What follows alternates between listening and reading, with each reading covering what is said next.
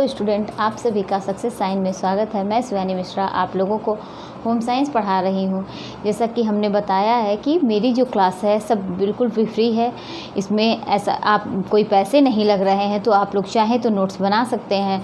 अगर आप लोग चाहेंगे तो मैं PDF के थ्रू टेलीग्राम पर इसको अपलोड भी कर दूँगी।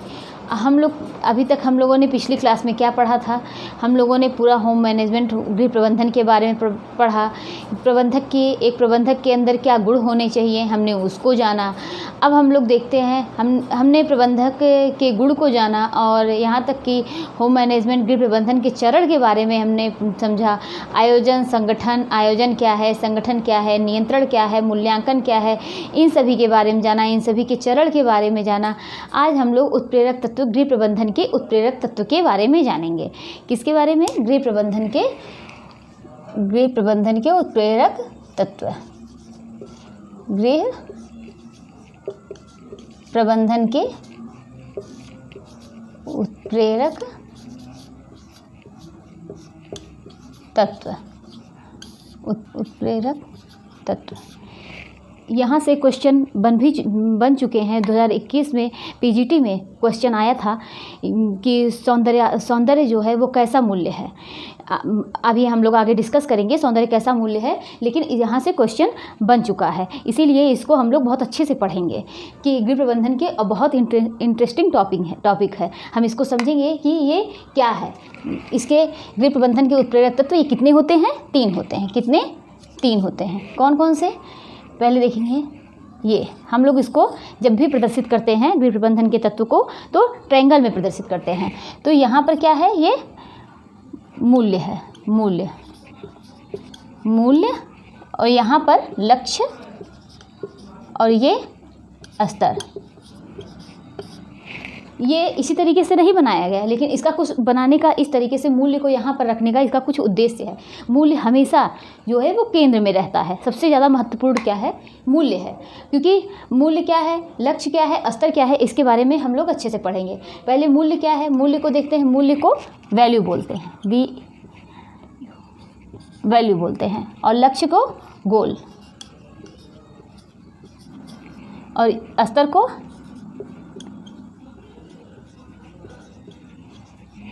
स्टैंडर्ड। तो मूल्य, लक्ष्य, स्तर, वैल्यू, गोल और स्टैंडर्ड, हम इसके बारे में जानते हैं। मूल्य क्या है? मूल्य मानवीय व्यवहार को प्रेरणा देने वाला कारक होता है। पहले हम मूल्य के बारे में कुछ थोड़ा बहुत समझ लेते हैं, उसके बाद परिभाषा के बारे में डिस्कस करेंगे। मूल्य क्या है? मूल्य हमारा एक दर्शन है, हमारा देखने का नज़रिया होता है। मूल्य क्या होता है? हमारा देखने का नज़रिया। कैसे? किस चीज़ को हम कैसे देख रहे हैं, ये बहुत मायने रखता है। हर व्यक्ति का मूल्य अलग होता है। कोई ज़रूरी नहीं है कि मेरे लिए टीचिंग लाइन ही बहुत बेस्ट है, तो कोई ज़रूरी नहीं है कि मेरे लिए टीचिंग लाइन बेस्ट है तो आपके लिए भी वो बेस्ट हो। कहीं कोई दुर्घटना हो रही है, कहीं कोई बात हो रही है, हम उसको जिस नज़रिए से देखते हैं, ये ज़रूरी नहीं कि आप लोग भी उस चीज़ को उसी नज़रिए से देखें। तो ये मूल्य क्या हुआ? एक नज़रिया है, एक दर्शन है। हर व्यक्ति, ये आत्मगत होती है, सबके अंदर अलग अलग होती है, ये व्यक्तिगत होती है। मूल्य क्या है? दर्शन है, नज़रिया है, व्यक्तिगत होती है, आत्मगत होती है। ये सबके मूल्य अलग अलग होते हैं। ये मूल्य जो है ये अस्थाई भी होते हैं और अस्थाई होते हैं। क्यों? क्योंकि आज जो मूल्य है मेरा, ये कुछ दिन तक स्थिर रहेगा, लेकिन ये फिर बदलेगा भी। तो आज जिस परिस्थिति के बारे में जैसा हम सोच रहे हैं, कोई ज़रूरी नहीं उसी परिस्थिति के बारे में कल भी मेरा देखने का नज़रिया, मेरा दृष्टिकोण सेम वैसा ही हो। ऐसा नहीं हो सकता, क्योंकि ये बदलता रहता है। तो हमने क्या देखा? मूल्य के बारे में हमने क्या जाना? ये एक तरीके से आप इसको बहुत हल्के में समझिए, इतना अपने माइंड में सेट करिए। क्या है मूल्य? एक दर्शन है, देखने का मेरा नज़रिया होता है। बस इतने से अगर आप इसको अपने माइंड में सेट कर लेते हैं कि मूल्य क्या है? देखने का नज़रिया होता है। मूल्य क्या है? देखने का नज़रिया है। तो अब हम इसके आगे देखते हैं। मूल्य मानवीय व्यवहार को प्रेरणा देने वाला कारक है। इसको किसने बताया है? निकिल एवं डार्सी ने।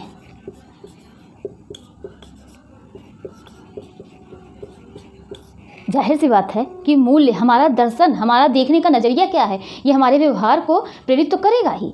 मेरा व्यवहार कैसा है ये मूल्य पर ही निर्भर होता है।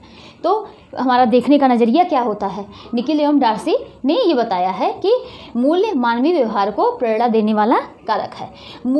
दूसरी परिभाषा, मूल्य वह आदर्श स्तर है जिससे मनुष्य अपने चुनाव की क्रिया से प्रभावित होता है। मनुष्य किससे प्रभावित होता है कि हम क्या चुन रहे हैं, क्या हम सेट कर रहे हैं, क्या हम कौन सा ऑप्शन चूज़ कर रहे हैं, क्या हमको करना है। तो ये मेरा देखने का नज़रिया ही तो बताएगा कि हमको लाइफ में क्या करना है। तो ये क्या है, मूल्य वह आदर्श स्तर है जिसका कहते हैं कि अगर मेरी पॉजिटिव सोच है तो हर चीज़ बहुत अच्छा होगा।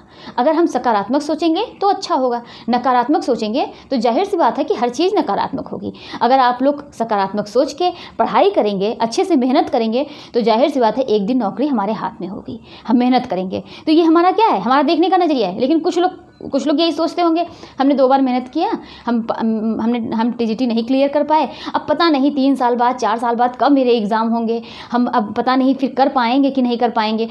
तो वो एकदम हताश और निराश हो जाएंगे। उनका क्या है, वो अब निराश हो चुके हैं। तो जाहिर सी बात है उनका देखने का नज़रिया अब वो बदल चुका है। तो क्या है, ये एक आदर्श स्तर है जिससे मनुष्य अपने चुनाव की क्रिया से प्रभावित होता है। वह अपने क्रिया से वो क्या चुन रहा है इससे वह प्रभावित होता है। तीसरी परिभाषा क्या है, मूल्य अनुभूतिमय चाह है। इसको किसने बताया है, डोंड ने बताया है। अब हम देखेंगे आगे कि मूल्य के बारे में थोड़ा बहुत जानेंगे। मूल्य क्या है, हमने बताया कि मूल्य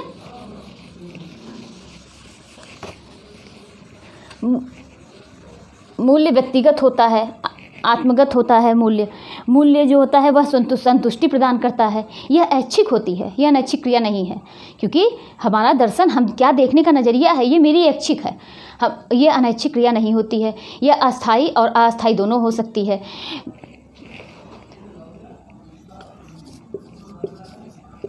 मूल्य ये क्या है, यह मूल्य जो है ये आत्मगत होती है, आत्मगत होती है। यह देखने का एक नज़रिया होती है, देखने का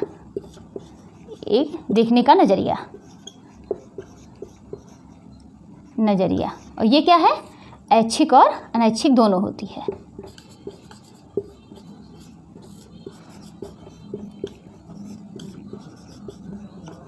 अनैच्छिक दोनों है। यह आत्मगत होती है, देखने का नज़रिया। तो यह ऐच्छिक और अनैच्छिक दोनों होती है। यह ऐच्छिक होती है, ये अनैच्छिक नहीं, ये ऐच्छिक होती है। यह अस्थाई और अस्थाई दोनों होती है। यह अस्थाई और अस्थाई दोनों होती है। यह अस्थाई और अस्थाई दोनों होती है। यह व्यक्तित्व निर्माण में सहायक होती है। व्यक्तित्व निर्माण में सहायक।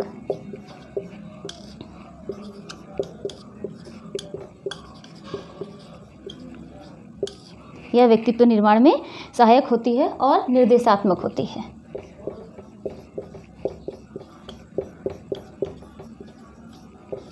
हमने क्या बताया कि मूल्य आत्मगत होती है। यह देखने का नज़रिया है, यह हमारा एक दृष्टिकोण है, देखने का नज़रिया है, दृष्टिकोण है। निर्देशात्मक होती है। और ये हमने इसको भी बताया कि अस्थाई और अस्थाई दोनों होती है, क्योंकि आज जो हम सोच रहे हैं, मेरा जो देखने का नज़रिया है, कोई ज़रूरी नहीं है ये कल भी वो चीज़ें रहें। यह ऐच्छिक होती है। हम चाहते हैं कि हम ये चीज़ समझेंगे कि आज हम सोचेंगे कि ये हमारा नज़रिया ये है, तो जाहिर सी बात है ये ऐच्छिक हुई। देखने का नज़रिया है, आत्मगत है, निर्देशात्मक है, दृष्टिकोण है। यह व्यक्तित्व निर्माण में सहायक होती है। हम जैसा सोचते हैं कि हम अच्छा बनेंगे, ये एक बहुत ही ऊंचे पोस्ट पे जाएंगे, हम टीचर बनेंगे, या कुछ भी आप सोच लीजिए कि आप एक डॉक्टर बनेंगे, तो जो आप सोचेंगे, आप अच्छा मनुष्य बनना चाहेंगे, आपका जो चीज़ देखने का नज़रिया है, तो जाहिर सी बात है आपको लगेगा कि हाँ, अरे ये कितना अच्छा व्यक्ति है। तो ये मेरा देखने का नज़रिया है ना, अरे वो कितनी दूसरों की हेल्प करता है, ये मेरा देखने का नज़रिया है। लेकिन कोई सोचे कि अरे उससे कोई मतलब नहीं है, अरे इसे किसी की हेल्प करके मिलेगा क्या मुझे, तो ये उसका नज़रिया कैसा है, वो गलत है। तो जाहिर सी बात है कि मेरे व्यक्तित्व, हमने अच्छा सोचा तो मेरा व्यक्तित्व अच्छा बना, उसने गलत सोचा, उसका देखने का नज़रिया गलत था, उसका देखने का नज़रिया पॉजिटिव नहीं था, निगेटिव था, तो जाहिर सी बात है उसका व्यक्तित्व अच्छा नहीं होगा। तो ये हम अच्छा सोचेंगे तो जाहिर सी बात है कि मेरा व्यक्तित्व जो है वो अच्छा बनेगा। ये क्या होते हैं, आपस में संबंधित होते हैं। कौन, मूल्य, लक्ष्य, स्तर। अब हम आगे देखते हैं मूल्यों का वर्गीकरण। मूल्यों का वर्गीकरण ये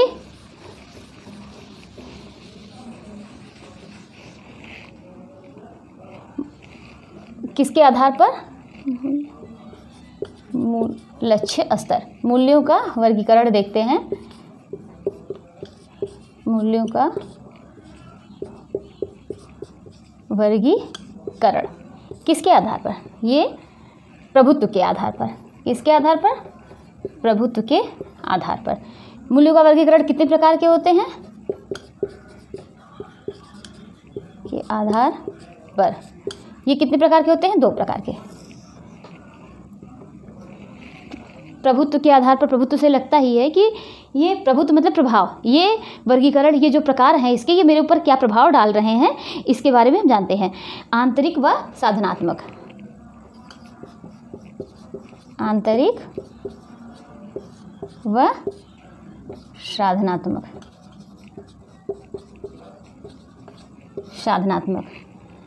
और दूसरा क्या है, आदर्शात्मक व तथ्यात्मक।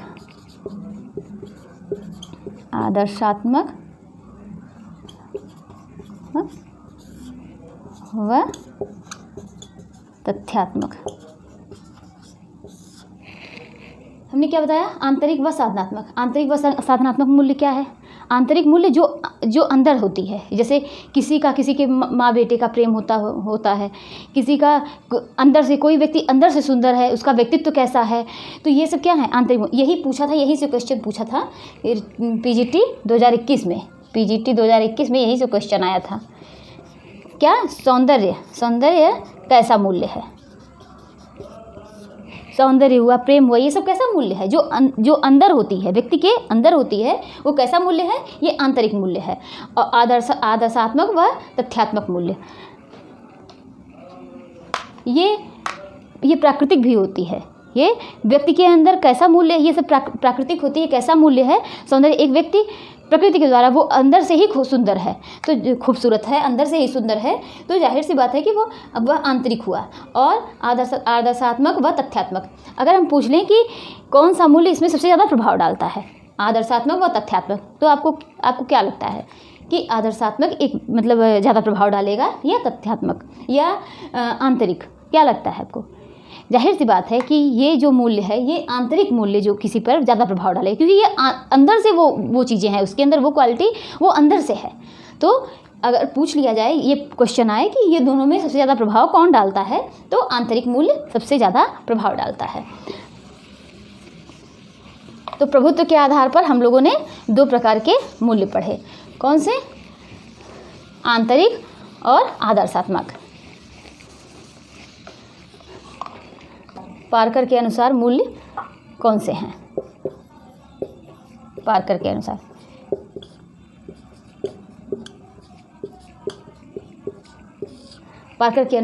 मूल्य कौन से हैं, देखते हैं। क्रियात्मक मूल्य और कल्पनात्मक मूल्य कौन कौन से, ये 2 इसके भी हैं, 2 प्रकार हैं, कौन कौन से, क्रियात्मक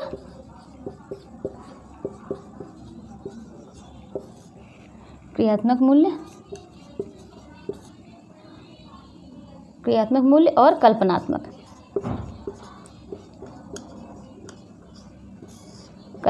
मूल्य। जैसा कि नाम से ही लग रहा है, ये कल्पना पर आधारित होती है ये मूल्य, और क्रियात्मक मूल्य हम क्रिया करके देखते हैं।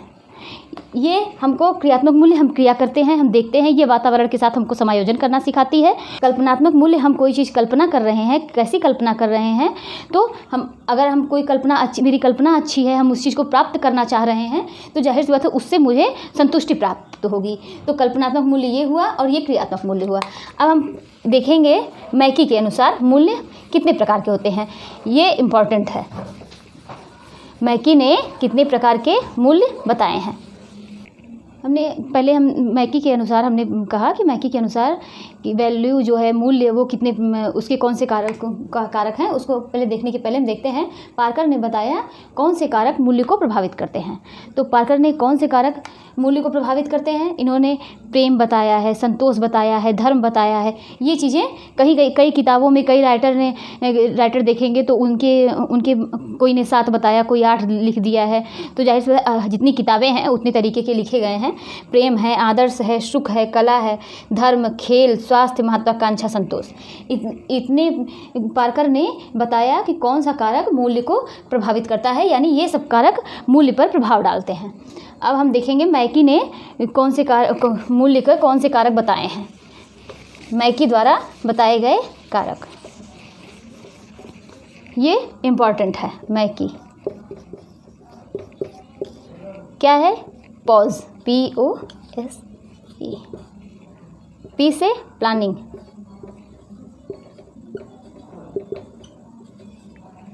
O से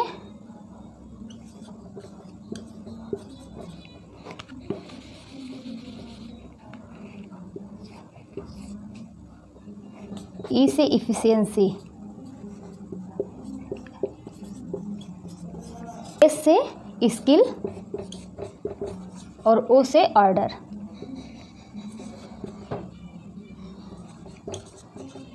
ये मैकी ने 4 प्रकार के बताए हैं।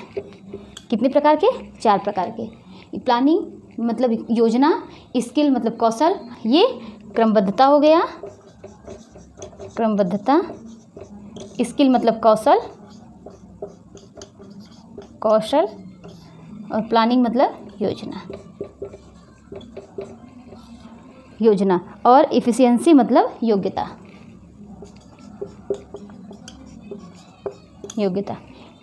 तो मैकी ने कितने प्रकार के बताए हैं? पॉज, POSE, P से प्लानिंग, O से ऑर्डर, S से स्किल और E से इफिशियंसी। P से प्लानिंग मतलब योजना, ऑर्डर क्रमबद्धता, स्किल मतलब कौशल, किस व्यक्ति का कौशल कैसा है, और एफिशिएंसी योग्यता, उसकी क्या योग्यता है। तो ये 4 बहुत इंपॉर्टेंट है, इसको आप लोग नोट कर सकते हैं। हमने मूल्य के बारे में समझा कि ये मेरा एक देखने का नज़रिया, एक दृष्टिकोण है, और जो कि पार्कर ने कितने प्रकार के बताए हैं इसके बारे में हमने जाना।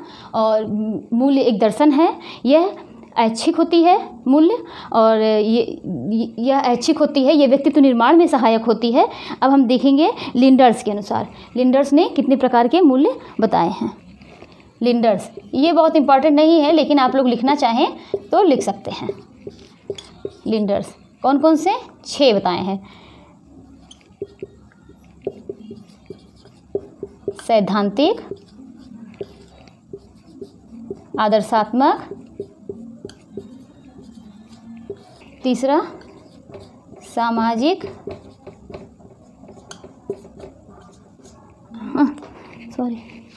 तीसरा सामाजिक, उसके बाद आर्थिक, चौथा फिर राजनैतिक,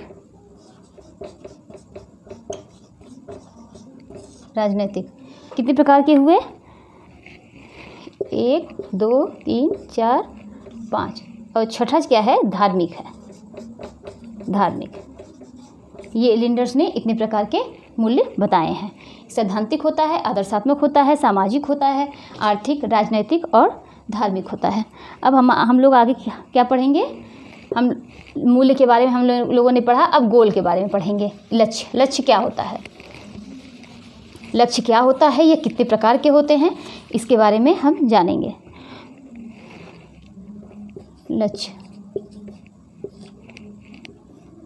लक्ष्य क्या है? मूल्य जो है ये हमारा एक दर्शन है, लक्ष्य जिसको हमें प्राप्त करना है।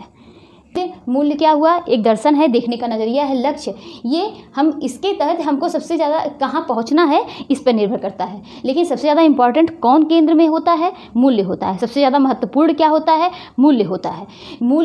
अगर मूल्य बदल गया मूल्य अगर पॉजिटिव है, सकारात्मक है, तो लक्ष्य भी हम पहुंच जाएंगे।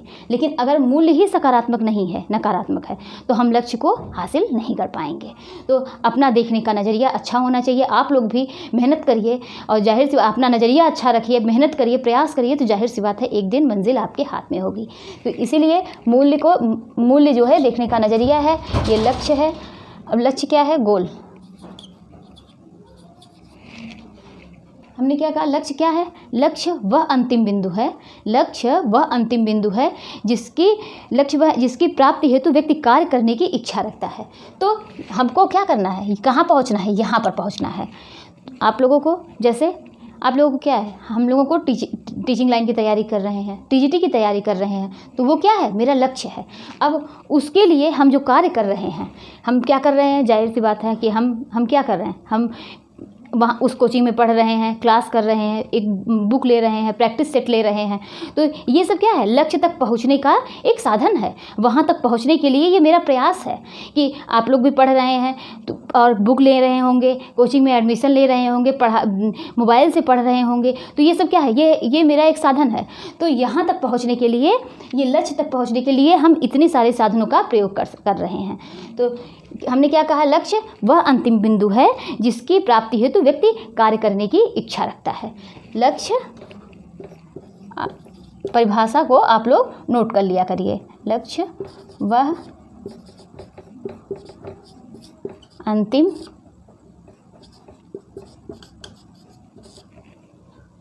बिंदु है जिसकी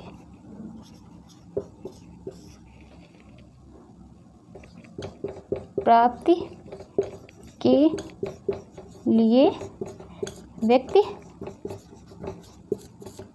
कार्य करने की इच्छा रखता है। तो ये परिभाषा किसकी है? ये स्टेटमेंट किसकी है? निकिल एवं डार्सी की। निकिल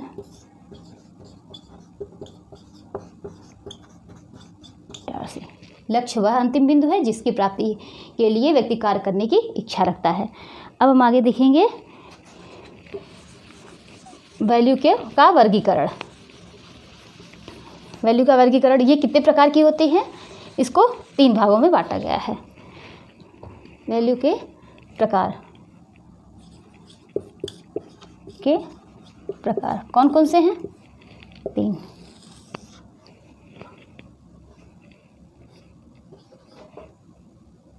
ये एक अल्पकालिक है,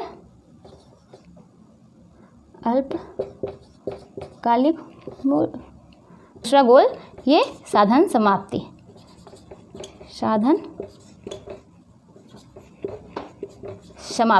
और तीसरा दीर्घकालिक है।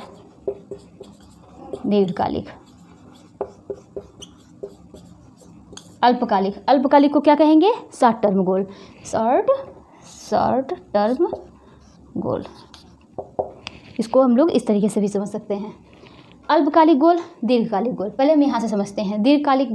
अल्पकालिक गोल से ही मतलब एक छोटे छोटे गोल को प्राप्त करके हम बड़े गोल को अचीव कर पाते हैं। कैसे? मतलब ये तो मतलब रोज़मर्रा की ज़िंदगी में एक गृहिणी को पूरी करनी होती है जो हम प्राप्त करते हैं। जैसे हम सुबह उठे, हमको 6 बजे उठना ही है। 6 बजे उठना है, हमको चाय बनाना है, हमको झाड़ू पोछा करना है, खाना बनाना है, उनको बच्चों को स्कूल भेजना है। तो ये क्या है? ये एक शॉर्ट टर्म गोल है जो हम लोग तुरंत प्राप्त कर लेते हैं। ये अल्पकालिक हुई। दीर्घकालिक क्या है? दीर्घकालिक क्या है कि ये एक लंबे समय का है। जैसे कि कल को मेरे बच्चे होंगे तो जाहिर सी बात है हमको उनको पढ़ाना है, उनको किसी पोस्ट पे खड़ा करना है। तो जैसे यहाँ से है, ये इससे निर्भर ये होता है। देखिए ये क्या है? अल्पकालिक गोल। छोटे छोटे गोल को प्राप्त करके हम किस पर पहुँचते हैं? इस पर। कैसे? कि जाहिर सी बात बच्चे हुए, बच्चों को क्या किया हमने? फिर हमने उनको पढ़ाना, स्कूल भेजना, अच्छे संस्कार देना, संस्कार देना, फिर उनको उस लायक बनाना। मतलब धीरे धीरे इन सब से होते हुए हम कहाँ पहुँचेंगे? दीर्घकालिक गोल तक पहुँचेंगे। ये छोटे छोटे गोल हैं, छोटे छोटे गोल को प्राप्त करके हम बड़े गोल को अचीव कर पाते हैं। साधन समाप्ति गोल क्या हुआ? अब हम यहीं पर समझेंगे साधन समाप्ति गोल। साधन समाप्ति गोल जैसे हमें क्या है, मार्केट से सब्जी लानी है, तो मेरा गोल क्या है? मेरा गोल क्या है? मेरा लक्ष्य क्या है? सब्जी लाना। सब्जी लाना है ना। लेकिन सब्जी लाने के लिए अरे जाहिर सी बात है कि हम एक झोला लेंगे, पैसे लेंगे, ऑटो करेंगे या तो पैदल ही जाएंगे, दुकानदार से बात करेंगे, वहाँ सब्जी उसको खरीदेंगे। मतलब मेरा गोल क्या है? सब्जी लाकर बनाना, सब्जी लाना है। लेकिन हमने ये जो बीच में किया, यहाँ से यहाँ तक, हमने यहाँ से यहाँ तक जो प्रोसेस किया, जो इतना सब कुछ है, ये क्या कहलाया? साधन समाप्ति गोल। जैसे हम लोगों का गोल क्या है? हम लोगों का गोल क्या है? टीचर बनना ना। तो हम लोगों का ये टीचर बनना कोई आज तो मिल नहीं जाएगा कि हम अभी ठीक है पढ़ लिए और तुरंत एग्ज़ाम हो गया तो हमारी पूरा हो गया। ये कैसा गोल हुआ? टीचर बनना ये क्या हुआ? दीर्घकालिक के अंतर्गत आया। अब टीचर बनने के लिए जैसे आप लोग, ये मैंने वीडियो पढ़ाया, आप लोग इसको पढ़ लिए, आपने एक वीडियो हमने आप लोगों को पढ़ाया, आपने इसको पढ़ लिया, तो ये अल्पकालिक हुआ आपका। ये था कि हमको ये वीडियो पढ़ना है, आपने पढ़ लिया, आपका अल्पकालिक हो गया। लेकिन यही एक एक जब आप पढ़ेंगे, अब आप सोचेंगे कि ठीक है जब एग्ज़ाम होगा तब हम पढ़ेंगे, तो इस तरीके से थोड़ी ना होगा कि हाँ हम उस चीज़ को प्राप्त कर लेंगे। अभी से आप एक एक स्टेप बाय स्टेप आप उसको चढ़ते जाएंगे, प्राप्त करेंगे, तभी तो आप उस गोल को प्राप्त कर पाएंगे। लेकिन इकट्ठे आप सोचेंगे कि दीर्घकालिक, कोई भी गोल इकट्ठे प्राप्त नहीं किया जा सकता है। आप दीर्घकालिक गोल इकट्ठे आप सोचेंगे कि एकाएक प्राप्त हो जाए, तो ये संभव है ही नहीं है। अल्पकालिक गोल को प्राप्त करते करते, छोटे छोटे गोल को प्राप्त करते करते हम दीर्घकालिक तक पहुँचेंगे। तो आप लोगों ने क्या किया? ये वीडियो पढ़ा। अब उस वीडियो को पढ़ने के लिए अपने आप मोबाइल में पैसे, मतलब नेट पैक आ गए, डाटा आ गया? नहीं, आपने पैसे लिए होंगे, गए होंगे मार्केट से, मोबाइल में नेट पैक करवाया होगा, आपने उस मोबाइल लिया होगा, इसके लिए मोबाइल की ज़रूरत है, आप पेन कापी लिए होंगे, उसको पढ़ रहे होंगे, उसको लिख रहे होंगे। तो ये सब क्या है? ये सब क्या है? साधन समाप्ति है। एक दीर्घकालिक तक पहुंचने के लिए बीच में जिन चीज़ों को हम यूज़ करते हैं, जिन चीज़ों पर हम चढ़ के वहाँ तक पहुंचते हैं, तो वो सब क्या है? ये साधन समाप्ति गोल है। मुझे लग रहा है कि आप लोगों को ये गोल जो है ये अच्छे से समझ में आ गया होगा। अब हम पढ़ेंगे अस्तर। अस्तर क्या है?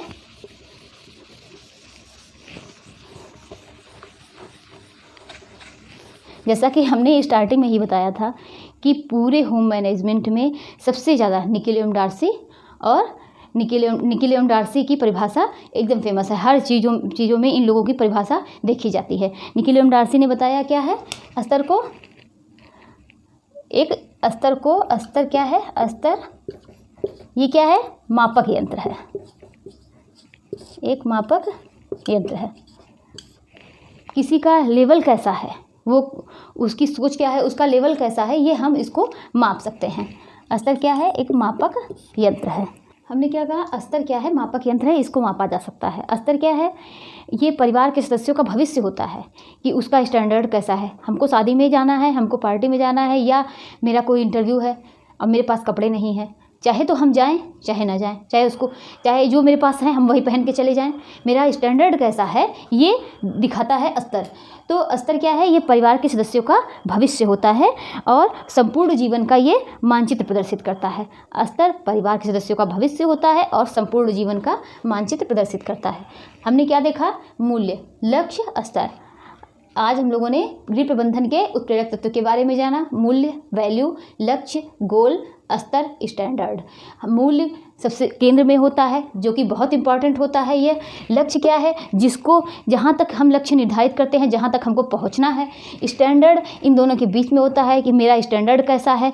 तो हम लोगों ने मूल्य के बारे में जाना। मैकी ने कितने प्रकार के मूल्य बताए हैं? मैकी ने 4 प्रकार के मूल्य बताए हैं। कौन कौन से?